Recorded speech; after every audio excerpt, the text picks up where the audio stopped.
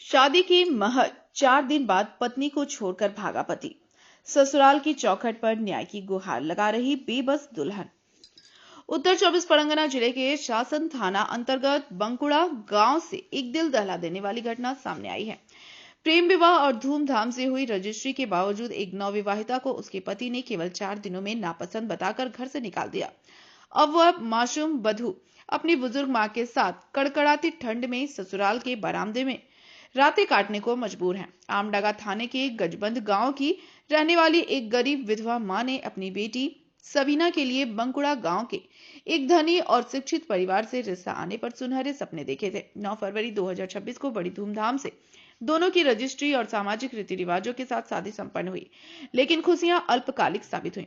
शादी के 4 दिन बाद नियम के अनुसार जब सबीना अपने मायके गई तो उसके बाद से उसके पति ने फोन उठाना बंद कर दिया। ससुराल वालों ने भी सारे संपर्क तोड़ डाले। घबराई हुई सबीना जब अपनी मां के साथ वापस ससुराल पहुंची तो वहां के दृश्य ने उसे झकझोर कर रख दिया। उसके कमरे और ससुराल के मुख्य द्वारों पर बड़े बड़े ताले लटके थे।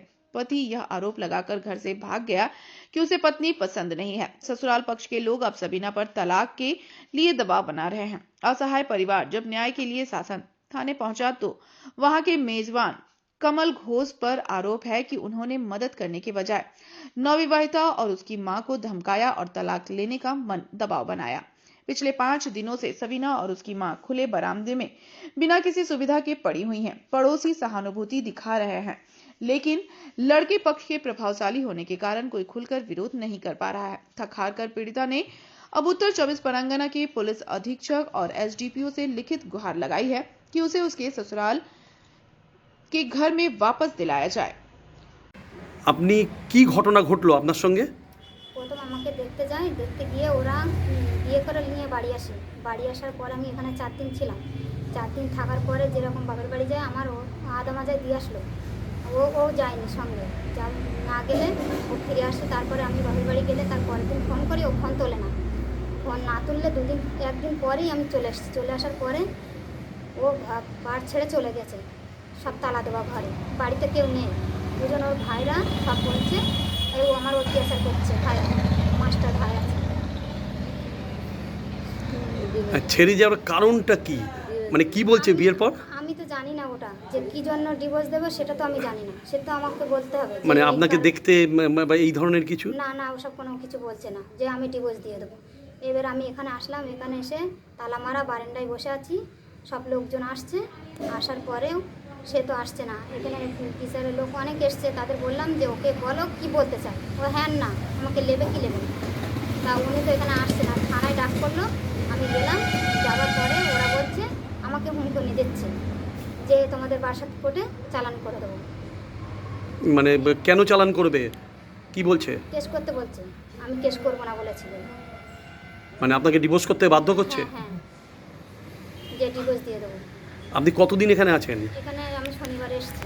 হ্যাঁ, এখানে যে এসেছেন কিভাবে রয়েছেন এখানে? এই বারান্দায় আছি, আমার মামারা ভাতটা দিয়ে যায়, হোটেলতে খাই। এখন কি করবেন যতদিন না আসবে? এখানেই থাকবো, এখান থেকে যাবো না। আচ্ছা আচ্ছা। ওকে এখানে তো আনার দরকার। ও এসে বলতে পারে তো যে আমি নেব না, কি নেব, সংসার করব কি করবো না, একটা কথা তো বলতে পারে। ওর ভাই আছে, ওর বোনাই আছে, আর ওর বোন আছে, 2টো বোন আছে। বোনগুলোর নাম পারভেজ, মামনি, ইরানি আর মেহবুব। 4 জন আছে। এই সবাই আপনাকে এখান থেকে তাড়াবার ব্যবস্থা করেছে? এখান থেকে তাড়াবার ব্যবস্থা করেছে। আপনার নাম? সাবিনা বিবি। আপনি তো প্রতিবেশী। হ্যাঁ, এই 2 মা এবং মেয়েকে দেখছেন অসহায় অবস্থায়, কি বলবেন? ও খুবই, ওরা অসহায় মানে কি বিশাল অসহায়, যাতে ওর সংসারটা হয়। এই না খেয়ে এখানে পড়ে আছে, আমরা এসে দেখে দেখে যাচ্ছি, আমরা কিছু করতে পারছি না। যেটা ভালোভাবে করলে ভালো হয় সেইটাই করুক। বিয়ে করলো, সংসার করলো, 4 দিন সংসার করলো, করে তারে রেখে এখন বলছে পছন্দ হয়নি, ডিভোর্স দেবো। এগুলো কি হয়?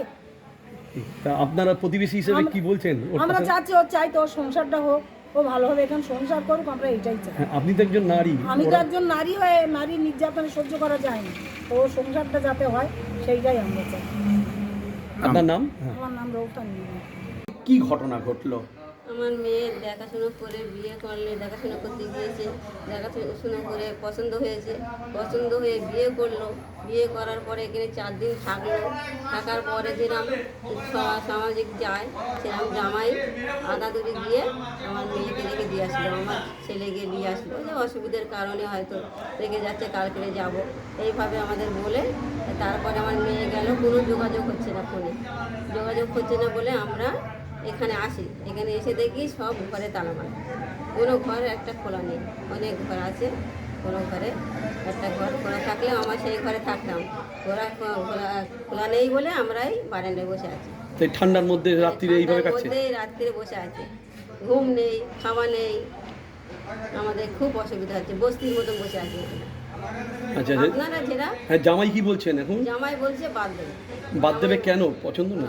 পছন্দ না, জামাই বলছে বাদ দেবো, বাদ দিয়ে এলাও, পছন্দ নাই আমার, এসে আসে না এখানে। আমরা বলি যে কোনো একটা সিদ্ধান্ত করে নাও, সিদ্ধান্তের মধ্যে বসো। হ্যাঁ, আপনার কে হয় ও? ওটা আমার মেয়ে। আপনার নাম কি? আমার নাম নুরজাহান বিবি। मालदा से ब्यूरो रिपोर्ट पीवीटीवी न्यूज। क्या आप भी बाजार के पुराने स्वाद से बोर हो गए हैं? अब रानीगंज में पाइए घर की शुद्धता और बेकरी जैसा लाजवाब स्वाद। गणपति बेकर्स आपके लिए लाए हैं special vanilla chocolate marble cake, brownie और एगलेस केक की ढेर सारी वैरायटी। बर्थडे हो या एनिवर्सरी, हमारे होममेड केक हर पल को खास बना देंगे। साथ ही हमारे क्रिस्पी और डिलीशियस कुकीज का स्वाद आप भूल नहीं पाएंगे। आज ही आए सोमा मंडल, चावला कॉम्प्लेक्स, स्कूल मोड़, रानीगंज, या कॉल करें 7602154501 पर। महिलाओं के लिए स्वरोजगार हेतु प्रोफेशनल केक और कुकीज की ट्रेनिंग के लिए आज ही सोमा मंडल से संपर्क करें।